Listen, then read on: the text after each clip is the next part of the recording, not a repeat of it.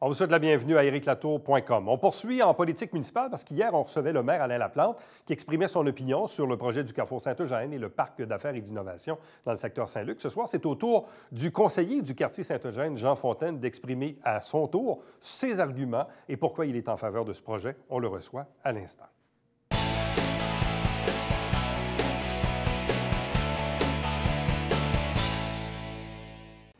Parlons politique municipale, parlons des derniers événements, des derniers jours et des dernières semaines à Saint-Jean-sur-Richelieu.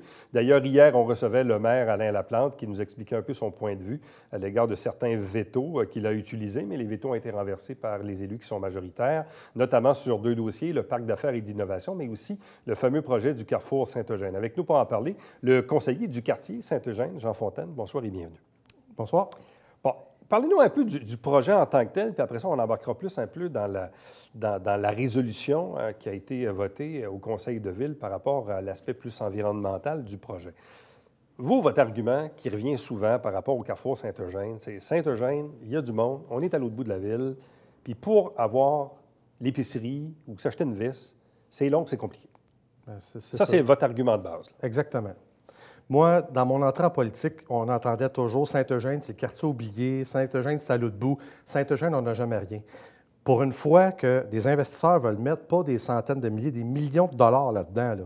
Donc, tu sais, une épicerie, une quincaillerie, d'autres commerces, là, c'est des sous, il faut aménager tout ça. Mm-hmm. Donc, et ça va être viable, moi j'en suis convaincu, parce que si on regarde, le Subway fonctionne à Saint-Eugène. On a un Tim Hortons qui fonctionne à Saint-Eugène, juste un peu plus loin. Et pourquoi ça fonctionne? Bien, c'est tout simplement parce qu'au cours des années, il s'est ajouté à peu près, bon an, mal an, 400 maisons dans le domaine des compositeurs. Ça fait 400 clients fois 2, fois 3. Donc, c'est pour ça que les commerces survivent. Puis, ils font plus que survivre. Je pense qu'ils s'en tirent quand même assez bien. Bon, si demain matin, moi, je faisais un vox pop, là, je m'en vais me promener dans Saint-Eugène, est-ce que les gens sont majoritairement d'accord avec ce projet-là? Est-ce que les gens vous en parlent? Est-ce que ça fait partie des discussions de dire on a-tu assez hâte que ça se construise? Est-ce qu'il y a du monde qui s'objecte à ça ou si vraiment le son de cloche que vous avez des citoyens est assez favorable? Je l'ai fait. Je l'ai fait parce que je ne peux pas défendre ce projet-là comme ça sans m'être backé. Donc, les gens disent quoi? Il y a 5 personnes sur 10 qui me disent ça n'a pas d'allure qu'on n'ait pas ça. Il est temps qu'on arrive. Il y a 3 personnes sur 10 qui disent « Ouais, ça serait intéressant, ça serait le fun ». Il y a 2 personnes sur 10 qui disent « Nous, on est venu s'installer dans Saint-Eugène, puis on le sait, puis on le savait qu'il fallait traverser la ville, puis ça va créer de l'engouement, puis ça va créer de la circulation. Okay. Donc, moi, j'en veux pas. Mais tu sais, si je regarde ça, 8 sur 10 qui en veulent, on va travailler pour. C'est assez clair que majoritairement, les citoyens du quartier veulent ça. C'est plus qu'une majorité. Bon, maintenant, parlons un peu de la complexité du projet. On le sait, à Saint-Jean, on a un réseau d'égouts et d'aqueducs qui, dans certains cas, certains quartiers arrivent un peu à leur limite, à moins de surdimensionner, mais là, ça demande des coûts, etc., etc.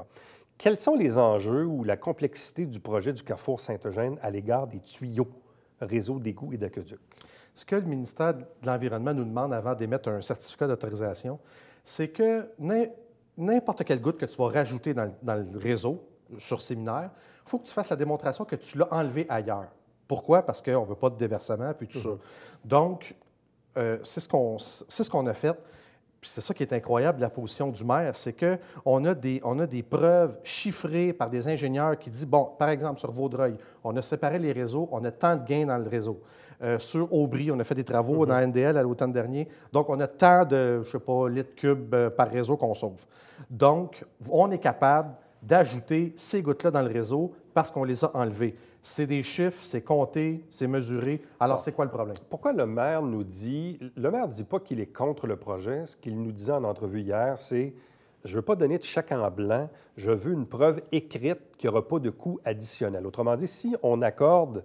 Évidemment, si on dit au ministère « Voici la mesure de compensation qu'on va appliquer pour le projet Saint-Eugène. » Bien, voici la preuve noir sur blanc qu'il n'y aura pas de coût additionnel. Bon, là, pourquoi le maire dit qu'il ne l'a pas? Bien, pourquoi le maire dit qu'il ne l'a pas? C'est sa technique, c'est toujours sa technique. Sa technique, c'est de faire la polémique puis de diviser pour régner. Il a fait ça dans plein de dossiers, puis il fait ça chez nous dans Saint-Eugène, quand il appelle ça le projet d'Imalo, alors que ce n'est pas le projet d'Imalo, c'est le projet de Gilles Dumouchel. Donc, je ne sais pas pourquoi il dit ça. Je lui laisse à ça, mais moi, puis quand j'ai dit autour de la table, avez-vous appelé Benoît Fortin? Je lui ai demandé par 2 fois, avez-vous remarqué qu'il ne m'a pas répondu? Il ne m'a pas répondu, il ne l'a pas appelé, il ne l'a pas appelé parce qu'il ne veut pas avoir les vraies réponses. Donc, le jour qu'il va appeler Benoît Fortin, il va avoir les vraies réponses, il n'y aura pas de chèque en blanc, puis il va avoir un réseau qui va accepter. Bon. Est-ce que le fait d'offrir des mesures compensatoires pour le projet Saint-Eugène va amener des coûts additionnels pour la ville ailleurs? Bon, ça, c'est une excellente question. Là, c'est un peu spécial parce que nous, la ville, Benoît Fortin, les ingénieurs, puis notre groupe, je vais prendre une analogie de baseball. Vous aimez le hockey, mais moi, je vais prendre une analogie de baseball. On est en deuxième manche présentement. Mais nous, on sait en huitième manche qui qu'on va mettre sur la butte. Si on perd ou si on gagne, on est là. Bien, le maire, il est dans le champ à gauche en train de manger du popcorn. Je vous explique. Il y a une future rue qui s'appelle la rue de la Vérandrie qui relierait Grand-Bernier à Séminaire. OK? Parce qu'un jour, on va peut-être vouloir développer les terrains excédentaires pour amener justement de l'industrie à l'aéroport. Donc, ça va prendre une grosseur de tuyau X. Donc, nous, on prévoit à l'avance un surdimensionnement de tuyaux pour un futur développement. C'est 100 logique. Donc, ce n'est pas un chèque en blanc. C'est parce qu'on est prévoyant. On prévoit en huitième manche qu'on va faire telle chose. Donc, c'est ça la question. Donc, pour vous, il n'y aura pas de frais additionnels à cause de ce projet-là? Il n'y aura aucun frais additionnel. Puis si on est capable de développer notre aéroport puis d'amener des industries, bien, c'est la ville qui va gagner. Puis pensez-vous que si ça arrive, on va redécreuser les tuyaux pour grossir les tuyaux? Voyons donc. Ça se peut pas. Ça se peut pas qu'on ne se mette pas à la page, c'est impossible. L'autre argument du maire, c'est de dire, oui, mais il n'y a pas de projet officiellement sur la table en ce moment. Il dit, avez-vous vu un projet? Il est où le projet? Phase 1, phase 2. Le maire dit, il n'y a pas de projet officiellement sur la table. Est-ce que c'est vrai? Oui, ça, je lui concède, c'est vrai. Je n'ai pas vu d'entente signée, je n'ai rien vu. Je fais confiance à Gilles Dumouchel. Il dit que lui, ça ne sera pas un problème le jour qu'il va avoir son CA, qu'il va pouvoir développer puis qu'il va développer. Je lui fais confiance. Je ne peux pas faire de... Mais en quoi est-il urgent pour la Ville de tout de suite passer une résolution sur la compensation environnementale s'il n'y a pas de projet sur la table? Bien, c'est parce que nous, on veut... Tu sais, c'est toujours l'expression, le syndrome de l'œuf et la poule. Tu sais, c'est l'œuf et la poule. Il n'y a pas de projet, on ne fait pas de réseau. Bien, s'il n'y a pas de réseau, on ne fait pas de projet. Encore une fois, au baseball, même affaire. Y a-t-il un stade des expos, mais il n'y a pas de club? Y a-t-il un club? Donc, moi, je pense qu'il faut amener les projets là, amener les réseaux, c'est-à-dire qu'on va développer l'aéroport, c'est sûr, c'est une question d'années, mais les réseaux seront déjà passés. Donc, ce que vous dites, c'est qu'il faut aller au-devant des coûts. Bien oui, c'est ça être gestionnaire. Mais est-ce que la Ville se compromet le fait de voter une résolution alors que dans les faits, il n'y a pas de projet comme tel, officiellement? Bien, c'est ça. Exact. C'est ça que le maire n'a pas compris. On votait pas, on ne faisait pas de chèque en blanc, on faisait juste dire au ministère de l'Environnement, on est capable de compenser. Puis là, il a voté contre, puis il a mis un veto, il faut le faire. Là. Il n'y avait pas de chiffre sur la table, là, donc le maire ne comprend rien de ce qui se passe. Là. Bon, l'autre argument que le maire amène, qui n'est pas inintéressant, c'est de dire, sans être contre le projet en tant que tel, est-ce que l'arrivée de nouveaux commerces sur Séminaire, donc dans l'axe Séminaire-Carillon, va amener un peu une dévitalisation de la rue Jacques-Cartier, qui était initialement l'artère commerciale de Saint-Eugène. Mais je me rappelle, même quand j'étais jeune, il y avait un Dairy Queen. Puis à un certain moment, il avait fermé parce qu'on disait il n'y a pas assez de monde dans Saint-Eugène pour faire vivre un Dairy Queen. Ça, c'est il y a 30 ans, 40 ans même.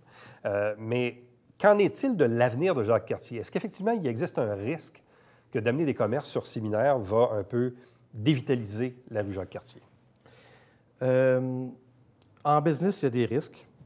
Je pense que non, par exemple. Puis je vais vous donner l'exemple d'aujourd'hui. Bien, l'exemple actuel, c'est qu'au bout de la rue Carillon et Séminaire, il y a maintenant 2 dépanneurs. Il n'y en a pas un, il y en a 2. Est-ce que les dépanneurs sur Jacques-Cartier sont fermés? La réponse est non. Donc, moi, je pense que c'est le principe. Je ne sais pas, moi, tu mets un McDonald's sur un coin, mais il y a un Burger King qui va venir, puis un Harvey's, puis un AEW.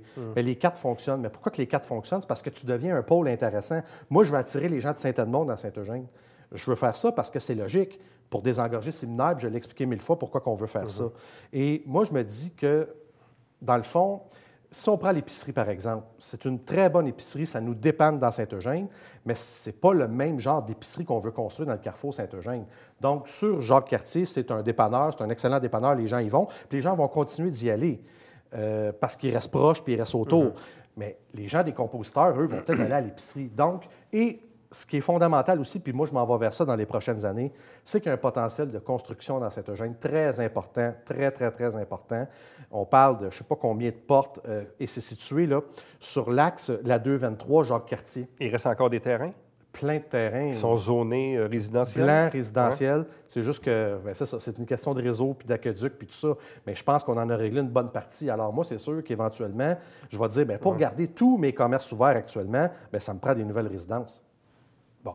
Là, c'est quoi les prochaines étapes? Parce que là, est-ce qu'ultimement, il va avoir un projet? Bon, initialement, on parlait d'une épicerie, on parlait aussi peut-être d'un BMR, le groupe Gagnon qui s'était réservé, évidemment, un accès là-bas. Est-ce qu'on est toujours là-dedans? À quel moment est-ce que le projet va arriver vraiment sur la table? Ça, encore une fois, je ne peux pas vous le dire parce que je ne suis pas dans les secrets des dieux, je ne suis pas le promoteur du projet. Chaque fois que je parle avec M. Dumouchel, il me dit « Jean, ne t'en fais pas, le jour où je vais avoir mes autorisations, ça va construire. » Parce que ce qu'il faut savoir, c'est que c'est des terrains, là, c'est grand, là, la dimension de ces terrains-là, puis les gens payent des taxes là-dessus. Les gens payent des taxes là-dessus, puis ils n'ont aucun revenu. Fait que c'est quoi l'avantage des gens de payer des grosses taxes puis de ne pas avoir de revenus qui viennent avec? Fait que c'est sûr et certain que les projets vont arriver. Moi, j'ai bon espoir. Là. Je suis même, comme je dis, je ne suis pas un promoteur, je ne suis pas le promoteur, mais je pense qu'il y a une masse critique qui va faire en sorte que les commerces vont vivre. Mais tu sais, si on parle d'une quincaillerie, c'est pas vrai qu'il va y avoir une super cour à bois puis quelque chose qu'on a comme sur Grand-Bernier. Ça va être une petite quincaillerie, ça va être une épicerie vraiment raffinée. Donc, ça va être quelque chose de différent, mais qui va être le fun pour les citoyens de Saint-Eugène et de Saint-Edmond. Bon. Autre sujet sur lequel le maire a posé son veto la semaine dernière, bon, c'est peut-être pas dans votre quartier, mais ça fait partie quand même des enjeux de la grande ville, c'est le fameux parc d'affaires et d'innovation proposé à côté de l'usine d'épuration des eaux à Saint-Luc le long de l'autoroute 35. Bon, le maire a posé son veto. En fait, ce que j'ai envie de dire et de vous entendre aussi, il y a comme deux points de vue qui s'affrontent. Est-ce qu'on manque ou on manque pas de terrain industriel? Le maire, semble-t-il, dit que non, qu'on a X nombre de terrains de disponibles. Quel est l'argumentaire qui vient, dans le fond, mettre l'emphase sur la nécessité d'avoir un dézonage à cet endroit-là pour avoir éventuellement un parc d'affaires et d'innovation? Il faut voyager un peu. Moi, je voyage, j'aime ça, je vais aux États-Unis, je prends toutes sortes d'autoroutes et je remarque que les usines sont sur le bord des autoroutes. Pourquoi? Parce que le camionnage, c'est facile, tu sors de l'autoroute et tout. On a des terrains industriels, mais ce qui reste, c'est mal situé, puis des fois, c'est pas assez grand. Donc, moi, ce que je dis, c'est que, et surtout avec le REM qui va s'en venir, au coin de la 10 puis de la 35, bien, on va avoir une masse de travailleurs qui vont pouvoir venir puis travailler. Donc, on a tout ce qu'il faut, dans le fond, pour faire un beau projet, un projet qui va respecter les gens de la rue Fleur-de-Lys, parce que ça, il faut en tenir compte. C'est vrai qu'il faut tenir compte des citoyens, mais on ne peut pas dire nécessairement aux citoyens qu'il ne se construira rien. Donc, tu sais, c'est facile de dire aux citoyens, on ne le fera pas, puis c'est ça. C'est pas comme ça qu'il faut voir la question. Est-ce qu'il nous manque de terrain industriel? Moi, je pense qu'il manque des terrains industriels bien situés. Et moi, je pense que le jour qu'on va avoir le pair, ça va amener de la sous-traitance, puis tout ça, on va combler le restant des terrains. Regardez, je viens de parler de l'aéroport. On va construire à l'aéroport. Mais quand? Je ne sais pas. Mais les terrains sont beaux, sont prêts, mais sont à l'autre bout de l'autoroute. Pourquoi qu'une industrie franchirait tout le Grand-Bernier ou tout industriel quand tu peux aller t'installer sur le bord de l'autoroute? Commençons par remplir le bord de l'autoroute, ramassons des taxes, offrons des jobs à Saint-Jean, des jobs bien payés, puis après ça, on comblera le reste. Bon. Un autre argument que le maire amenait pour défendre son veto sur le PER, le parc d'affaires et d'innovation, c'est de dire, avec le contexte économique dans lequel on vit en ce moment et tout ça, on devrait d'abord consolider nos entreprises avant de faire du démarchage pour aller en chercher de nouvelles, d'autant qu'on a une pénurie de main-d'œuvre. On le voit même des fois, il pourrait s'entraîner une pénurie de logements parce qu'il n'y aurait pas assez de logements et de maisons pour accueillir tous ces nouveaux travailleurs qu'on pourrait avoir sur le territoire. Quel est l'argument que vous donnez là-dessus? Bien, c'est comme le Carrefour Saint-Eugène. On aurait 100 maires qu'on interviewerait pour dire à ces 100 maires-là, voulez-vous une industrie de pointe dans votre ville? Voulez-vous des commerces de quartier qui vont répondre à un besoin? Il y en a 99 qui diraient « amenez ça tout de suite, ça vaut la peine ». Il y en a un qui dit « non, ça n'a pas d'allure », c'est Alain Laplante. Donc, il faut penser que dans 10 ans, l'économie, c'est cyclique. Je ne suis pas économiste, mais tu sais, je sais que des fois, tu as des récessions, puis tu as des baisses d'emploi. Bon, admettons une récession. Là, présentement, on est dans un pic, si on peut dire. Mais dans 10 ans, on peut peut-être être dans un lot incroyable. Bien, le jour qu'on va être dans le lot, on va être content d'avoir une usine qui va employer, puis au lieu d'avoir 500 employés, il va peut-être en avoir 300, mais 300 qui va gagner 25-30 piastres de l'heure. Fait qu'il ne faut pas penser petit pour la ville de Saint-Jean. Il faut penser l'avenir, puis gros. Bon. C'est ça la différence entre les deux. Autre sujet qui était abordé à l'occasion de la séance spéciale de la semaine dernière, et c'est vous-même qui en avez fait la lecture de la résolution, c'est concernant les fameuses publications dans le courrier. les employés, en fait, le comité de direction, peut-être une quinzaine de cadres, ont envoyé une lettre aux élus, leur demandant de réitérer la confiance parce qu'on s'était senti un peu attaqué par des sous-entendus. Un peu. Et l'élément déclencheur fut probablement le photoreportage avec la directrice générale adjointe, Mme Hébert, qu'on prenait en photo et qu'on sous-entendait des choses. Bref, les employés se sont sentis un peu attaqués dans leur réputation et tout ça, vous ont demandé de réitérer la confiance. Vous avez présenté vous-même cette résolution-là. En fait, de ce que j'ai compris, c'est que la lettre des employés s'est quasi transformée en résolution le soir même. Expliquez-nous pourquoi. Bien, c'est pas compliqué. Le courrier, je ne sais pas qu'est-ce qu'ils font. Je ne suis pas dans les culottes de Khaled Khalil. Je ne sais pas c'est quoi son but. Mais il y a une chose que je sais, par exemple, c'est que nous, les politiciens, bon, vous voulez nous attaquer, c'est correct. On fait de la politique. On est des personnalités publiques. Bon, attaquez-nous. On n'est pas parfait, vous le savez, je n'ai pas été parfait. Marco Savard ne l'a pas été.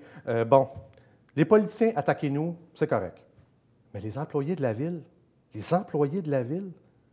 on va se rendre à attaquer les employés de la ville. Avez-vous vu déjà un journaliste ou un photographe du Canada français venir prendre 52 photos différentes d'une direction puis publier ça dans leur journal? Ça n'a pas de sens, ça n'a pas d'allure qu'on soit rendu là, que le courrier soit rendu à s'abaisser jusque-là.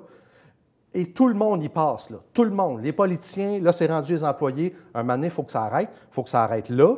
Mais tu sais, encore là, Khaled Khalil fait ce qu'il veut, c'est son journal. Mais c'est la crédibilité de son journal qui, à un moment donné, va en souffrir. Là. Les gens ne sont pas dupes. Là, êtes-vous satisfait de voir que cette résolution-là que vous avez présentée a été votée unanimement? Oui. Oui, puis de l'autre côté aussi, ce que je peux dire, le Canada français, c'est vrai qu'ils ont quand même assez malmené le maire. Puis bon, c'est sûr que ça l'aide pas à avoir un bon climat autour de la table du Conseil. On sait que c'était extrêmement difficile, sauf qu'il y a des choses qu'on ne peut pas laisser passer, dont l'histoire de Michel Hébert. Ça, c'est d'un... Puis ce qui a été fait à M. Vaillancourt aussi, de le photographier à son insu dans des restaurants, Ça, c'était dégueulasse. Il n'y a pas d'autre mot pour décrire ça. Puis je pense que le Canada français aussi... Mais le Canada français, c'est sa position éditoriale. Ils ont le droit de faire ça dans leur page éditoriale. La différence dans le courrier, c'est qu'on ne sait pas qui écrit les articles. C'est pas dans une page éditoriale. Donc, c'est rendu n'importe quoi. Fait que moi, je regarde la population qui nous écoute. Là, quand vous lisez le courrier, là, si vous voulez avoir de l'information connexe, appelez-nous ou lisez le Canada français parce que je trouve qu'il y a une grande distorsion entre la page éditoriale puis la page des journalistes. Là, au moment d'enregistrer l'entrevue, il y a une autre séance spéciale à l'Hôtel de Ville. Et parmi les items à l'ordre du jour, il y en a un qui s'intitule « Soutien au premier magistrat ». Nous, évidemment, on a questionné le maire à l'occasion de l'entrevue qui a été diffusée hier. L'argument du maire, c'est de dire, bien, oui, il y a des employés qui ont été malmenés et moi et mon équipe avons voté pour la résolution que vous avez présentée. De l'autre côté, le maire dit, bien, moi aussi, je suis malmené actuellement dans les médias, faisant probablement référence à l'éditorial de René Bouchard du Canada français, et souhaite à son tour que les élus, que les membres du conseil municipal le soutiennent et l'appuient dans tout ça. Là, évidemment, on ne connaît pas l'issue de la résolution, d'autant qu'elle est présentée probablement au moment où on enregistre l'entrevue. On le saura probablement dans une semaine. Mais pensez-vous qu'il est opportun pour vous, le conseil, d'offrir votre confiance et votre soutien au maire Laplante?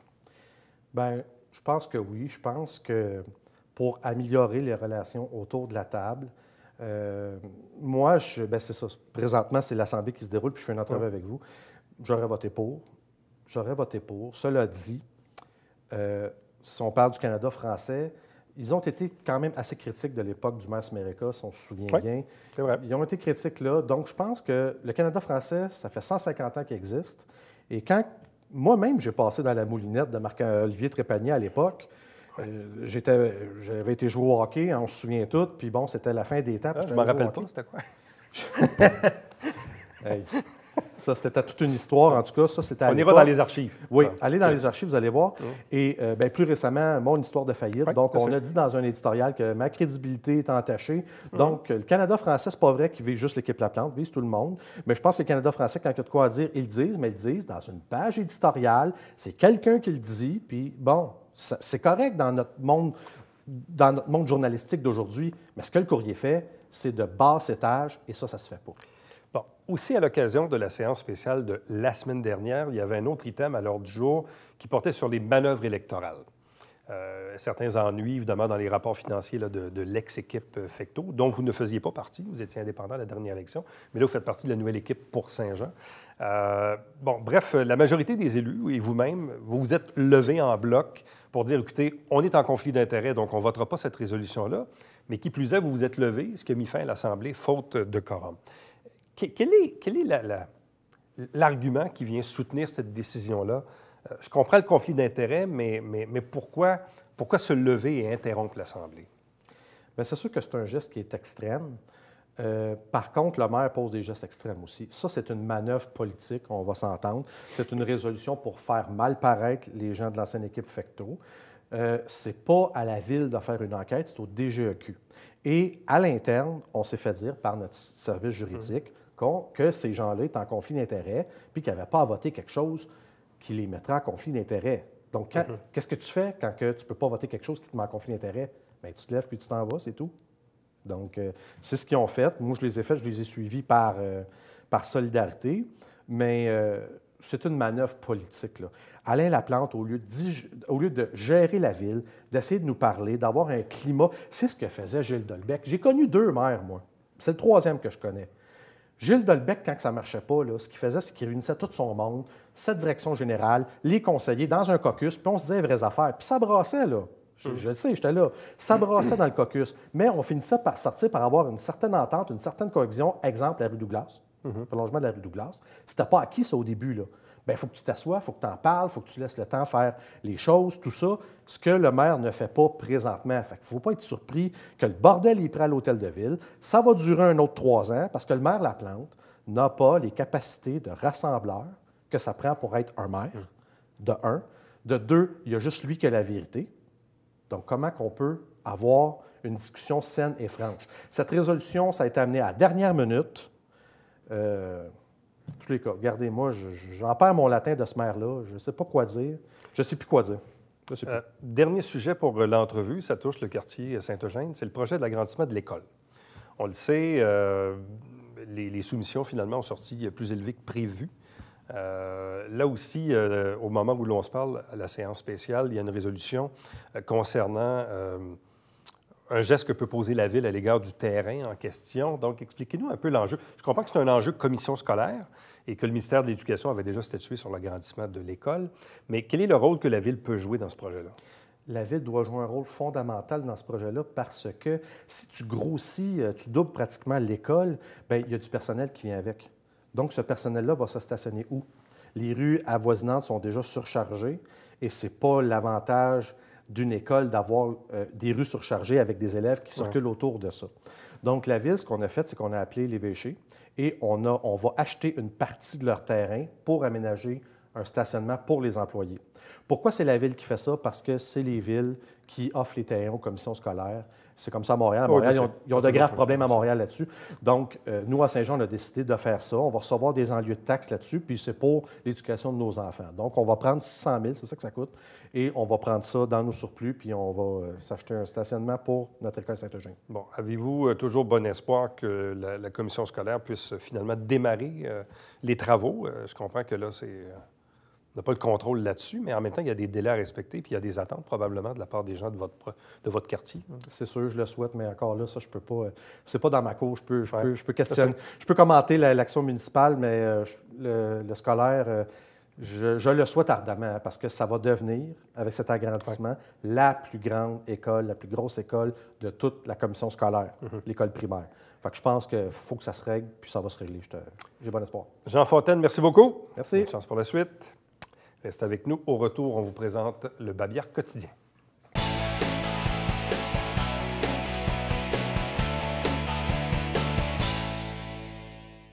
Mesdames et messieurs, bonjour et bienvenue à la Justice entre nous. Mon nom est Serge.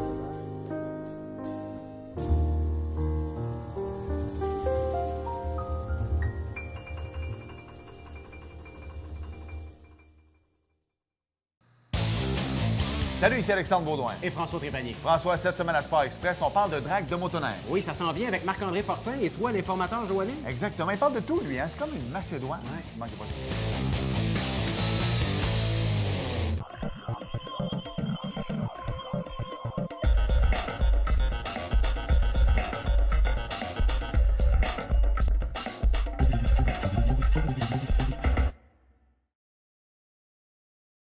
Mesdames et messieurs, bon matin et bienvenue à votre télébingo sur les ondes de télévision du Haut-Richelieu. Vous aimeriez jouer au bingo dans le confort de votre foyer? C'est possible. Tous les dimanches matins, 9h30, à la télévision du Haut-Richelieu, maintenant en haute définition au 609. C'est 4 000 $ en prix à chaque semaine. Pour vous procurer les livrets du télébingo, c'est facile. Consultez la liste de nos 30 dépositaires au www.tvhr9.com.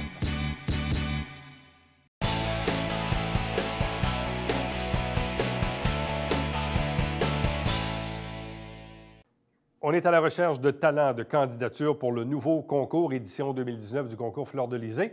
C'est organisé avec le bar Le Flore à l'occasion de la fête nationale principalement. Il y a des auditions prévues en mars. Donc, s'il y a en vous un chanteur, un musicien qui s'ignore peut-être, c'est peut-être le moment de le faire valoir à l'occasion des prochaines auditions. Entre-temps, si vous désirez nous joindre, faites-le par courriel, Éric Latour en un mot, à commercial tvhr9.com. À demain.